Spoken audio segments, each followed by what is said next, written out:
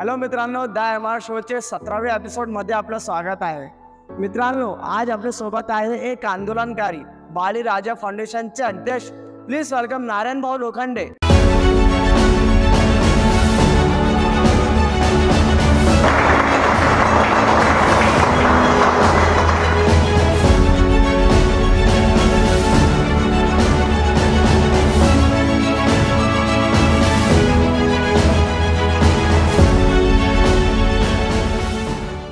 M R शोमध्ये आपलं स्वागत आहे सर. सर, जिल्हा परिषद शाळेच्या प्रश्नावर आपण कधीपासून काम करतो? आम्ही जिल्हा परिषद शाळांच्या प्रश्नावर असेल, तसेच शेतकऱ्यांच्या प्रश्नावर असेल, विद्यार्थ्यांच्या प्रश्नावर गेल्या मागील 8 वर्षांपासून म्हणजे 2016 पासून आम्ही या प्रश्नावर काम करतो. यामध्ये मग काम करत असताना आम्ही शेतकऱ्यांसाठी बरेच आंदोलन केले. त्यानंतर आम्ही गावात वृक्षारोपण असेल, मुलांना भोकरदन शहरात शिक्षण घेण्यासाठी बसची बरेच अडचण राहायची. बस बऱ्या प्रमाणात म्हणजे उपलब्ध राहत होत्या, परंतु ते थांबत नव्हत्या. मग आम्ही त्या बस थांबण्यासाठी बससाठी आंदोलन करणे, बसला आडो होऊन विद्यार्थ्यांना गाडीत बसवून देणे. 1-2 वेळेस आम्ही आंदोलन केल्यामुळे नंतर आमच्या परिसरातील सर्व मुलांना सगळे बस आणि कंडक्टर, बस ड्रायव्हर हे सर्वजण त्यांना व्यवस्थित आणत होते. मग आम्हाला तिथून असं वाटलं की आपण विद्यार्थ्यांसाठी अजून काम केलं पाहिजे. त्यामुळे आम्ही या 8 वर्षापासून विद्यार्थ्यांच्या प्रश्नावर काम करतो. सर, जिल्हा परिषद शाळेच्या बिल्डिंगबद्दल आपलं काय मत आहे? जिल्हा परिषद शाळांमध्ये आता आम्ही मागे गावोगावी आणि ठिकाणी जात असताना आम्हाला बरेच ठिकाणी असं जाणवलं की मुलांना बसण्यासाठी योग्य इमारत नाही. ज्या इमारती आहेत त्या नादुरुस्त आहे, काही जे पत्रा घालतात, तर काही इमारती नादुरुस्त आहे. त्या नादुरुस्त इमारतींसाठी आम्ही मग आंदोलन केलं. त्या आंदोलनाच्या दरम्यान शिक्षणाधिकाऱ्यांसोबत भेट झाली. त्यांनी आम्हाला शब्द दिला आहे की आता ज्या इमारती नादुरुस्त आहेत त्या इमारतींना दुरुस्त करण्यासाठी त्या लवकरच निधी उपलब्ध करून देणार आहे. त्यामुळं जिल्हा परिषद शाळेची इमारती लवकर दुरुस्त होते. सर, जिल्हा परिषद शिक्षक भरतीबाबत तुमची काय भूमिका आहे? जिल्हा परिषद भरतीबाबत आम्ही गेल्या अनेक दिवसांपासून, अनेक वर्षांपासून काम करतो की शिक्षकांच्या रिक्त जागा भरा. कारण गावोगावी ह्या जिल्हा परिषद शाळा गोरगरीब मुलांसाठी आहे आणि गोरगरिबांचे मुलं शिकले पाहिजेत, त्या जिल्हा परिषद शाळा वाचल्या पाहिजे. म्हणून आम्ही गेल्या अनेक वर्षांपासून आंदोलनाच्या माध्यमातून प्रशासनासोबत भांडत आहोत, सरकारसोबत भांडत आहोत आणि शिक्षक भरती झाली पाहिजे. कारण जवळपास राज्यात सध्या 50,000 शिक्षकांची आवश्यकता आहे. तशी घोषणा शिक्षण मंत्री दीपक केसरकरांनी केली होती. मात्र त्यांनी मागील वर्षी आंदोलनं केल्यामुळं, पालकांची ओरड वाढल्यामुळं त्यांनी मागच्या वेळेस राज्यभरात 11,000ची भरती केली. तसंच 10,000ची अजून उर्वरित ते करणार आहे. लवकरच निवडणुका झाल्या की ते करतील आणि अजून 10,000 शिक्षक जर उपलब्ध करून दिले तर गावोगावी जिल्हा परिषद शाळांच्या शिक्षक जर मिळाले विद्यार्थ्यांना तर गुणवत्तेवर त्याचा खूप मोठा फायदा होईल विद्यार्थ्यांचा. त्यामुळं लवकरच त्यांनी भरती करावी यासाठी आम्ही पुन्हा आवाज उठवणार आहोत. सर, आपण केलेल्या आंदोलनामुळं भोकरदनला किती शिक्षक मिळाले? तुम्ही हा प्रश्न खूप चांगला विचारला. खरं तर भोकरदन तालुक्यामध्ये जवळपास 250 पद रिक्त होते. 250 मागील वर्षी. आणि जालना जिल्ह्यामध्ये 600 पद रिक्त होते. मग 600 पद रिक्त असताना जालन्यामध्ये जवळपास 8 तालुके. 8 तालुके असताना भोकरदन तालुक्यामध्ये 250 पद रिक्त होते. म्हणजे जवळपास 40% एकट्या भोकरदनमध्ये रिक्त होते, 60% पूर्ण 7 तालुके वेगळे. म्हणजे भोकरदनवर गेल्या 10 वर्षापासून भोकरदनवरती अन्याय चालू होता. मग पालकांची ओरड वाढली. गावोगावी आम्ही ज्यावेळेस फिरायचो त्यावेळेस शालेय समिती अध्यक्ष भेटायचे, मुख्याध्यापक भेटायचे, विद्यार्थी आहे पण शिक्षक नाही.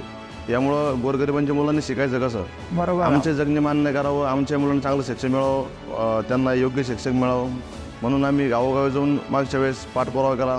त्यानंतर आम्ही एक आंदोलन उभं केलं भोकरदन येथील गट शिक्षणाधिकारी कार्यालय, पंचायत समिती कार्यालयासमोर. तिथे आम्ही मागील वर्षी 10 दिवस ते आंदोलन केलं शिक्षकांच्या रिक्त जागा भरावून. परंतु प्रशासन दखल घेत नव्हतं, कारण वरती जागा त्यांच्या रिक्त नव्हत्या. रिक्त जागा असल्यामुळे त्यांना ते जागा भरण्यासाठी आम्ही पाठपुरावा करत होतो. परंतु त्यांच्याकडे शिक्षक उपलब्ध नव्हते, कारण भरतीच नव्हती गेल्या 10 वर्षांपासून. 2014 पासून भरतीच झाली नाही. मग त्यानंतर आम्ही शिक्षक भरती करावी यासाठी पाठपुरावा केला, 10 दिवस आंदोलन केलं. त्यानंतर आमचं असं लक्षात आलं की 600 पद रिक्त असतानासुद्धा जालना जिल्ह्यामध्ये मुख्य कार्यकारी अधिकारी वर्ष मीना मॅडम असतील, शिक्षणाधिकारी कैलास दत्के साहेब असतील, यांनी गेल्या 8 वर्षांपासून जे उपलब्ध शिक्षक आहे या शिक्षकांना क्लर्काची कामं दिलं होते. गट समन्वयक केलं, शाला अर्थ समन्वयक केलं.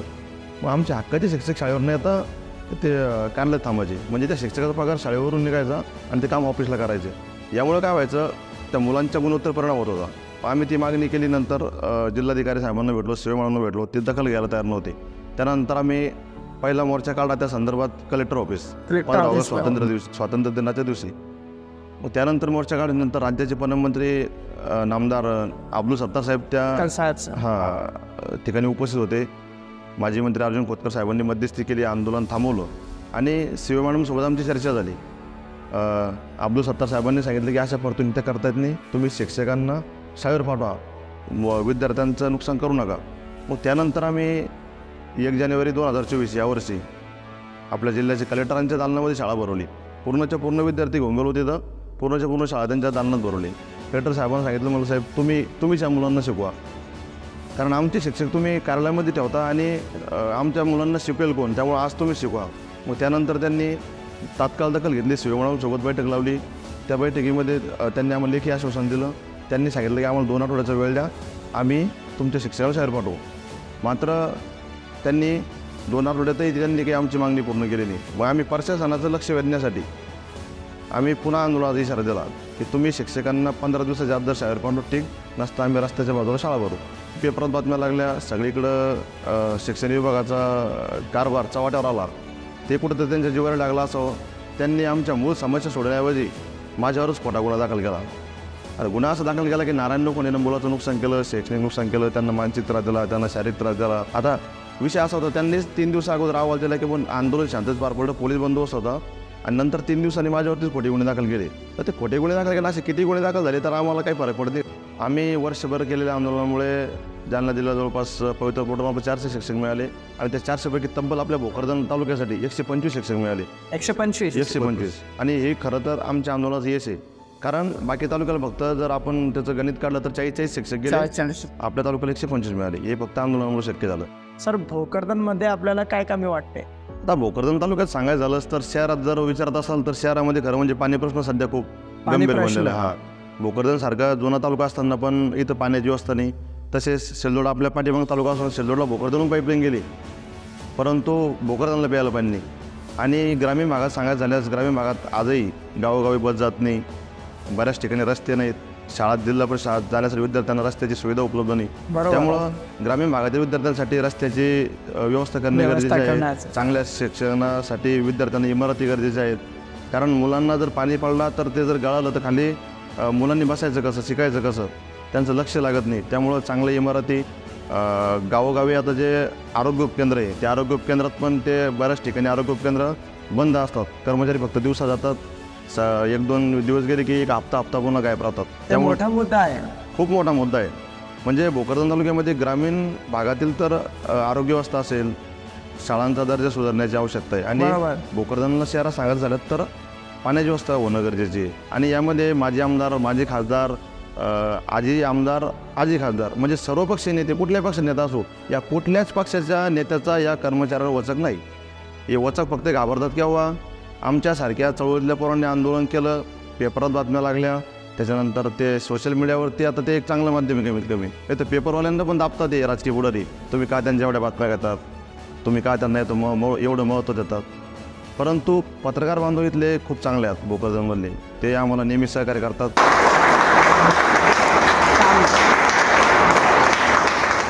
सर, विधानसभा निवडणुका बोललो तर भोकरदन जाफराबाद तालुक्याच्या राजकारणात काय परिस्थिती असू शकतो? यावेळी उमेदवाराची लिस्ट मोठी आहे. प्रश्न खूप चांगला आहे, परंतु राजकारणात माझा अभ्यास कमी आहे. पण सांगायचं झाल्यास इथं जालना जिल्हा असेल किंवा आपला विशेषतः भोकरदन तालुका, इथं घराणेशाहीला जास्त महत्त्व दिलं जातं आणि घराणेशाही जुळवली गेली. कारण आपण बघतो की माझे खासदार असेल रावसाहेब पटेल दानवे, त्यांचा मुलगा सध्या आमदार आहे, त्यांची मुलगी जिल्हा सदस्य. विरोधी पक्षात जर बघायला गेलं तर माझे खासदार होते पुंडलिक दानवे, तर ते पण खासदार राहिलेले होते आणि त्यांचा मुलगाही आता 12.5 वर्ष आमदार राहिला, चंद्रकांत अण्णा दानवे. आणि जर तिसरा पर्याय बघायचं म्हणून झालं तर इथं नगराध्यक्ष भोकरदनला राजाभाऊ देशमुख, त्यांचे वडील खासदार होते. मग नेमकं जर प्रस्थापितांच्याच मुलांना जर कधी आमदार व्हायचं असेल, विस्थापितांच्या पोरांचं काय? सर्वसामान्यांच्या पोरांनी राजकारणात कधी यायचं? किंवा सर्वसामान्यांच्या पोरांनी फक्त तुमच्याच चटाई उचलायच्या सर्वपक्षीय नेत्यांच्या, किंवा सर्वपक्षीय नेत्यांनी फक्त ग्रामीण भागातील पोरांचा किंवा विस्थापितांच्या पोरांचा फक्त झेंडे घेऊनच, दांडे घेऊनच त्यांचा वापर करून घ्यायचा का? त्यामुळं आता खरं म्हणजे इथं तिसऱ्या पर्यायाची आवश्यकता आहे. चांगला उमेदवार जर कधी असेल, त्याला जर सर्वसामान्यांच्या पोरांकडे जाणं असेल, कारण बंगल्यात राहून झोपेतल्या व्यथा कळत नाही, त्यासाठी गावोगावी रुजावं लागतं, गावोगावी त्या लोकांच्या समस्या जाणून घ्यावं लागतात. त्यामुळं ज्या माणसाला ग्रामीण भागातील प्रश्नांची जाण असेल, शिक्षणाबद्दल तळमळ असेल, आरोग्याबद्दल तळमळ असेल आणि त्याला चांगल्या प्रकारे त्या गोष्टीचा अभ्यास असेल, अशा माणसाची खरं म्हणजे खऱ्या अर्थानं भोकरदन तालुक्याला गरज आहे. आणि आता खरं तर आपण जर बघितलं तर इच्छुक उमेदवार खूप आहे. त्यामुळे आता नेमका भावी आमदार खूप झालेत, परंतु आता जनता ठरवेल की आमदार कोणाला करायचं.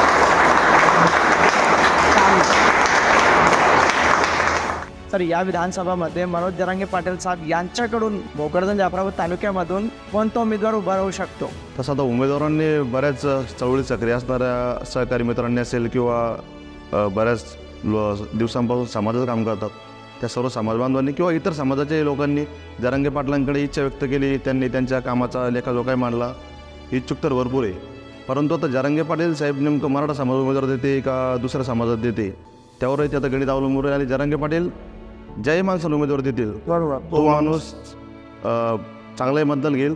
आणि सर्व समाज बांधवांनी आणि मराठा समाजाने विशेषतः मराठा समाजाने एकजुटीने काम केलं तर मनोजदादा ज्या माणसाला उमेदवार देतील तो उमेदवार निश्चितच विजय होईल. मंगेश साबळे तुमची ओळख कधीपासून झाली? सरपंच मंगेश साबळे माझे खास जुने मित्र आहेत. 2018 पासून आम्ही सोबत त्यांच्या संघर्षामध्ये आहोत. आणि त्यांच्या वडिलांचं ज्यावेळेस लिव्हर ट्रान्सफर करायचं होतं त्यावेळेस 25 लाख रुपये खर्च सांगितला होता. त्यांच्या गावकऱ्यांनी काही त्यांना लोकरणी करून दिली, तसंच त्यांनी काही जमिनी विकली, परंतु तरी दवाखान्याचा खर्च होत नव्हता. त्यामुळे मंगेश साबळे यांनी एक आंदोलन केलं होतं, उपोषण केलं होतं सुरुवातीला. तर त्या उपोषणापासून आम्ही त्यांच्या सुरुवातीच्या काळापासून त्यांच्या संघर्षासोबत आहोत. मग नंतर ते सरपंच होण्यासाठी उभे राहिले. त्यानंतर त्यांनी अनेक खरं तर आता ते मी सांगण्याची गरज नाही, राज्यभर मंगेश साबळे कोण आहे सर्वांना माहिती आहे. त्यामुळं आमची ओळख जवळपास 2018 पासून आहे. मंगेश साबळे माझे खास मित्र आहे आणि नंतर आम्ही पाहुणे झालो. म्हणून खरं तर तुम्ही मंगेश साबळे यांची मागे काही महिन्यांपूर्वी मुलाखत घेतली होती हिंदीमध्ये, तर तुम्हाला कमेंट पण यायच्या सर्व त्यांच्या त्यांचे लाखो चाहते महाराष्ट्रामध्ये की तुम्ही ही मुलाखत खरं म्हणजे मराठीमध्ये घ्या. तर तुम्ही मराठीमध्ये आता खरं तर आज पहिल्यांदा मुलाखत घेतली, मला आमंत्रित केलं, तर तुमचे खरं म्हणजे विशेष आभार. आणि मी पुन्हा तुम्हाला शब्द देतो की आता मराठीतून घेण्यासाठी मी मंगेश साबळेंना पुन्हा तुमच्या MR स्टुडिओमध्ये मुलाखतीसाठी आणणार आणि पुन्हा आपण त्यासाठी त्याची मुलाखत घेऊ आणि एक चांगला संदेश देण्यात येईल. पुढं काय आपल्याला त्यामध्ये अजून हे करता येईल समजू. सर, आपण कोणाला आदर्श मानतो? आम्ही खरं तर सामाजिक कामं सुरुवात करत असताना छत्रपती शिवाजी महाराज असतील, राजश्री शाहू महाराज असतील, महात्मा ज्योतिबा फुले, शिक्षणासाठी महिलांच्या शिक्षणाची विशेषतः ज्यांनी खरं तर लोक अंगावर शेण मारायचे तरी त्या खासल्याने अशा सावित्रीबाई फुले असतील, डॉक्टर बाबासाहेब आंबेडकर असतील, लोकशाहीर अण्णाभाऊ साठे असतील, राष्ट्रसंत तुकडोजी महाराज गाडगेबाबा, डॉक्टर APJ अब्दुल कलाम, स्वामी विवेकानंद, अशा सर्व महापुरुषांना मी आदर्श मानतो. आणि खरं तर शांततेच्या मार्गाने आंदोलन करायचं तर आम्ही महात्मा गांधींचा आदर्श मानतो. आणि जर प्रश्न सुटत नसला तर आम्हाला पुन्हा भगतसिंगांची आठवण जर झाली तर आमचे रक्त सांडण्याची तयारी असते. आणि भगतसिंग हे आमचे एक आदर्श आहेत. सर, येथून पुढे आपली भूमिका काय असेल? आम्ही गेल्या 8 वर्षांपासून शेतकऱ्यांच्या आणि विद्यार्थ्यांच्या प्रश्नावर गेली अनेक आंदोलन केले, जवळपास शेकडो आंदोलन, 100च्या वर आंदोलन आतापर्यंत केले असत. आणि आंदोलनं करणं, चळवळी करणं, सत्याग्रह करणं हा खरं तर डॉक्टर बाबासाहेब आंबेडकरांनी दिलेला आपला अधिकार आहे. आणि बरेच लोक म्हणतात की बाबा आंदोलन केल्यानं काय होतं, परंतु आम्हाला वेळोवेळी अनुभव आला आंदोलन केल्यानं, चळवळ केल्यानं, सत्याग्रह केल्यानं नक्कीच चांगल्या प्रकारे न्याय मिळतो. त्यामुळे आम्ही आंदोलनाच्या माध्यमातून असेल, इमारती दुरुस्त करण्यासह, उर्दू शाळांच्या शिक्षकांच्या रिक्त जागा भरण्यासह, अजून जिल्हा परिषदच्याही मराठीच्या जागा भरण्याचं अजून आम्ही इथून पुढे काम करणार आहोत. आणि शेतकऱ्यांचे प्रश्न असतील, विद्यार्थ्यांचे असतील किंवा गोरगरीब जनतेचे, कष्टकऱ्यांचे प्रश्न आम्ही म्हणजे अगदी शेवटच्या श्वासापर्यंत शेवटच्या श्वासापर्यंत समाजाच्या शेवटच्या घटकापर्यंत काम करण्यासाठी आमची ही भूमिका असणार आहे. हो सर, तुमच्या आंदोलनाकडे आमचा पाठिंबा आहे. धन्यवाद. आपलं नेहमीच खरं तर MR शोचं मी MR स्टुडिओचं विशेष कौतुक करेल की आपण सामाजिक प्रश्नांवर जे लोक काम करतात त्यांची नेहमीच मुलाखत घेऊन समाजाला एक जनजागृती करण्याचं काम तुमच्या माध्यमातून होत आहे. त्यामुळे आपलेही खूप खूप आभार. खूप छान वाटले सर तुमच्याशी बोलून. Thank you so much for being hair. मित्रांनो, MR शो मराठीला सबस्क्राईब करा आणि खूप शेअर करा. इंस्टाग्रामवर फॉलो करा. जय हिंद.